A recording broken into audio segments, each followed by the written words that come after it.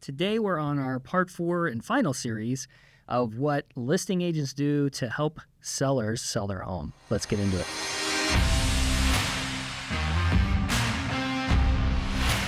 All right, hey everybody, welcome back. We're here again with Tom Krieger, sharing all of his 40 plus years of experience back when we would write contracts on stone tablets. Yes.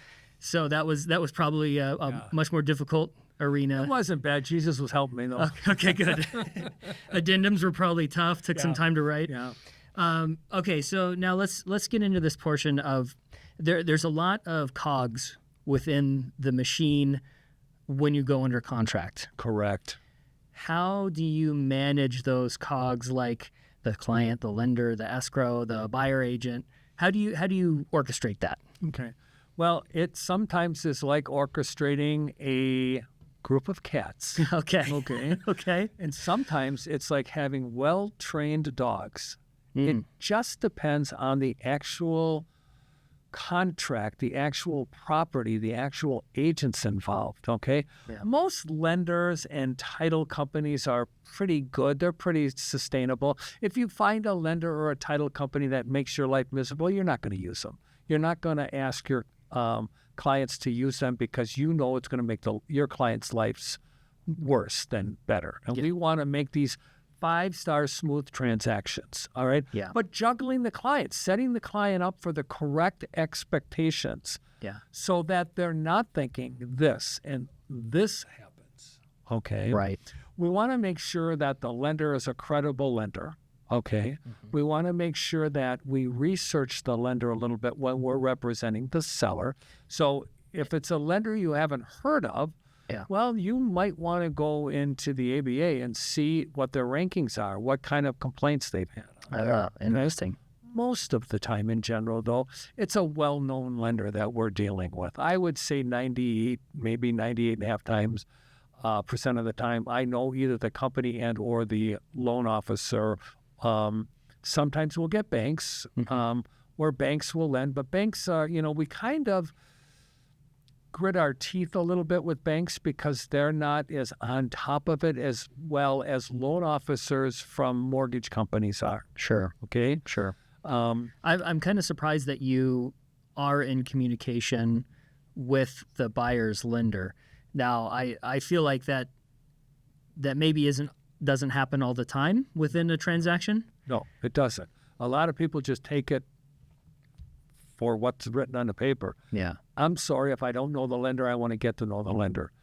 Yeah. There are some lenders, though, that I would be very skeptical of. And I would say, you know what? I don't want a pre-qualification. I want a pre-approved letter. So before we accept this offer, you bring me a pre-approved letter, not a pre-qualified letter. Because that's part and parcel to protecting your client. Correct. I don't want my client tied up for 6 weeks or 4 weeks, and then next thing you know, the loan officer didn't check something. Yeah.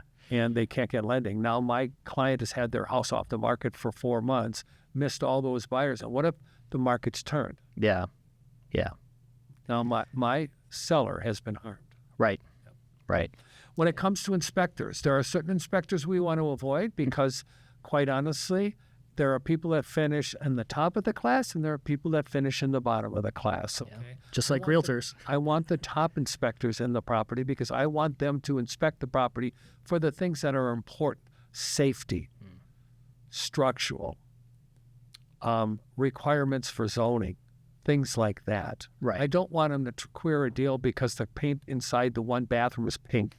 Or the stain on the carpet or something. Yeah. Yes. If you want a new house, go buy a new house. Sure. Sure. And a cooperative agent, okay? We are supposed to get along, and we are not supposed to allow our personal feelings to get involved. Yeah. I will tell you in this business that is not always the case. Yeah. Just is. Yeah. Okay? We try and work with it. If we find a agent who isn't cooperative, we usually talk to our designated broker, have that designated broker talk to their designated broker, and then their designated broker talk to them. We don't directly butt heads. It's not the way it should be done. Yeah. We don't benefit our client that way. We just go to our broker, hey, I'm having trouble getting this agent to respond to me in a timely manner. Yeah. Okay. Or everything is verbal and he's not writing anything down or she's not writing anything down. Yeah. Okay? Yeah. And written And if records. we don't, and quite honestly, Joe, if we don't do it, I want somebody to call me out on it too. Yeah.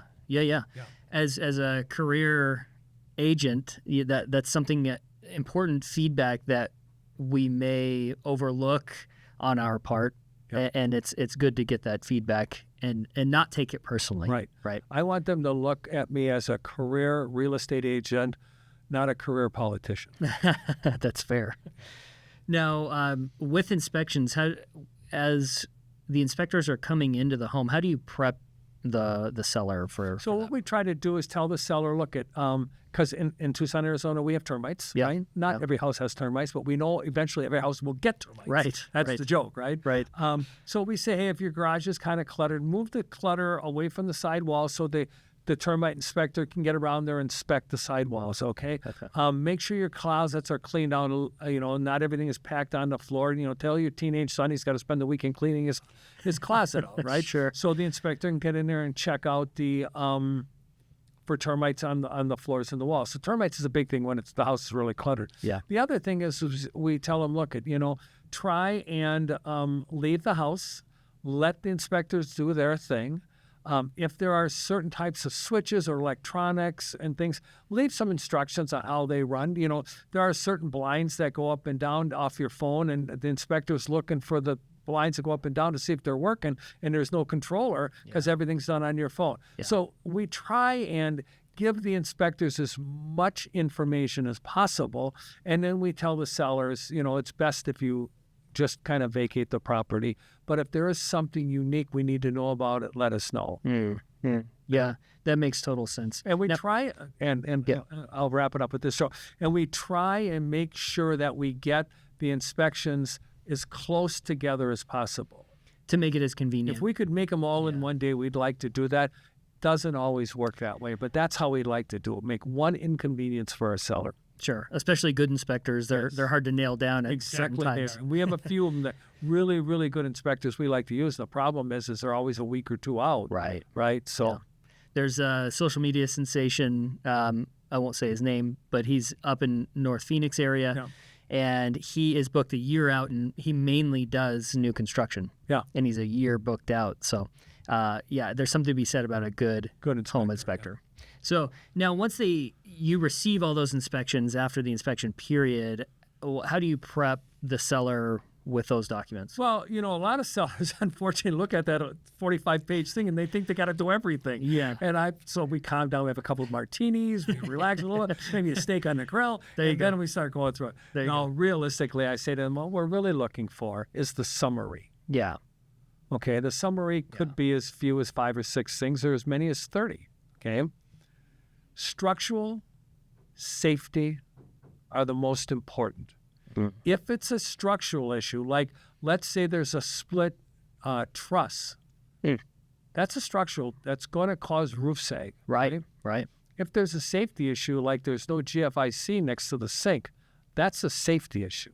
Yeah. If we have a temperature pressure relief valve that has a 3/4 opening and they've got a 1/2-inch tube on it to drain it, that's a safety issue. Right. Hey everyone, we want to interrupt this episode to let you know that we are a Keller Williams Southern Arizona franchise. We are also realtors practicing equal housing. Now let's get you back to the podcast. If we have an air conditioning unit where the breaker's outside and the fuse is 30 when it should be 40, or even worse, it's 40 when it should be 30, that's a safety issue. Yeah. So those are the things we try and go to the seller and say, okay, Mr. and Mrs. Seller, these are the things we need to do. Now, occasionally, you'll get somebody that'll say, well, the screens are torn. I'd like the screens replaced. Yeah. Okay, that's not a safety issue. Yeah. That's more of a cosmetic issue. Right. The house is not going to work or not work if there's a tear in a screen. Right. Sometimes you may negotiate in and out of that. Sometimes you can't. Now, with those reports and after you go in and explain what the buyer has found, how do you instruct after the negotiations? We've agreed to fix the hole in the roof that we didn't know about or whatever. How do you instruct them to fix that? What's your best advice that you give them? Okay, so normally, if they find a defect like that, the agent who represents a buyer is going to have a professional roofer come out in this scenario, okay? And give a proposal or a bid on what it's going to cost. Okay. Then we bring that over to the seller and say, okay, this is their buyer inspection and seller response form, and these are the things they're asking for. One of the biggest items is a 6-foot hole in the roof that was never disclosed, right? Yeah. They've got a proposal here for $4,500 to fix that roof. We can do one of two things, or actually we can do one of three things. Number one, we could say, no, have a nice day, buy the house the way it is, and they'll probably walk away from the deal. Number two, we can say, how about if we just give you the money and you take care of it after closing, which may work if it is a cash deal, but if it's a lended deal, it won't because the lender's going to want it fixed. Sure. Or number three, we can just accept the offer accept the proposal and have it done, okay? So those are the three things that can happen. Now, they can also, and I've seen this done, and they can go, well, this is ABC Roofing Company, and they want $4,500. I'm going to check XYZ and see if they can do it for $4,000. So we have people that so the sellers want to try and negotiate the cost down too. Okay? Interesting. But the net bottom line is you either fix it, you pay to have it fixed before, or where you're not responsible, or you get it taken care of yourself. Got it. Yeah. Got it. Okay. Now the next cog, I'll say wrench rather than cog, Okay. because they like to throw wrenches sometimes in the cogs, Yeah. is the appraiser. Yes. That's another huge point of where a deal can fall apart. Absolutely. And especially if you're doing a VA loan, because VA appraisers are notorious for inappropriately appraising properties. Right. And you can quote me on that. Well, and like you said, with like a GFCI that's too close to a water source, Yes. the appraiser can actually call that out with a VA appraisal, Yes. and require that to be fixed before green lighting lending on that property. Is that right? That's right. Peeling paint is another one. Broken windows is another one. Windows stuck, the jams is another one. So there are a bunch of wood to earth, where the wood is touching the ground. Yeah. That's one. Water or what we call wood rot, that's another one. Yeah. Those are things that a VA appraiser can pull out, okay? But there's also another appraiser, just a conventional appraiser, that sometimes will pull out, well, you priced this house based upon all these models in the development, but every model in the development has a bay window in the living room and yours does not, and that's a $7,000 deduction. And you can't fight that. Wow. And how long does that appraisal stick with if the seller says, I don't want to have to deal with this, Yeah. and you go cancel the contract, how long does that appraisal stick with that 6 property? months. FHA appraisal 6 months.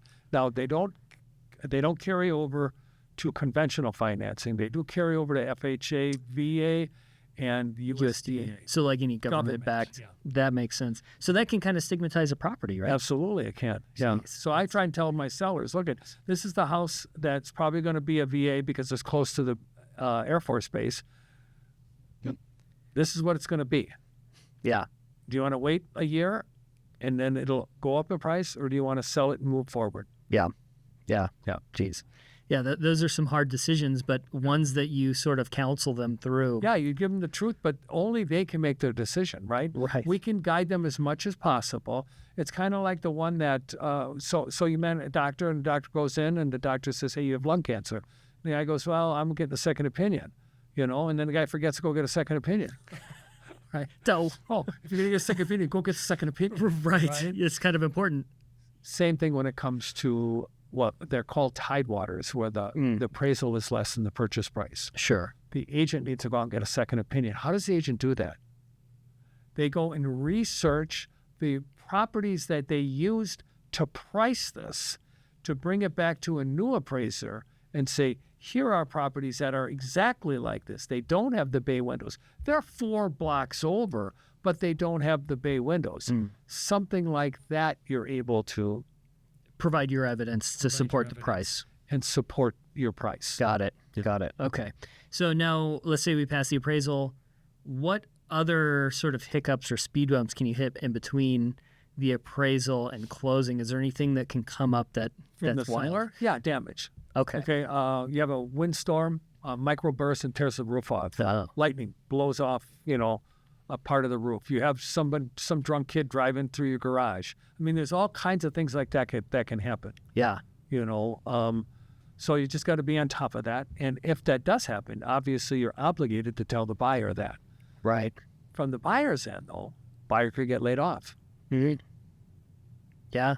Seller could discover a bankruptcy that wasn't on the record before. I've had it where the bankruptcy was recorded 3 days before we closed. Oh. And the lender says, Wow. Yeah. But the buyer knew that bankruptcy was they were going through it. So the buyer negotiated in bad faith. The seller was able to keep the earnest money. Wow. Yeah. Geez. Yeah. So there's a lot of potentials that can ruin. A lot of stuff in the background that, unfortunately, the general public doesn't want to know how the sausage is being made. Yeah. And I think that's part and parcel to how long you've been in the industry and how much education you go through. And spotting. You could spot trouble spots. Sure. Yeah. This doesn't feel right. Or this shouldn't take that long. Or, no, 101 is not 4. Yeah. Well, sometimes you try and make it fit, right? So, okay, now you're all done.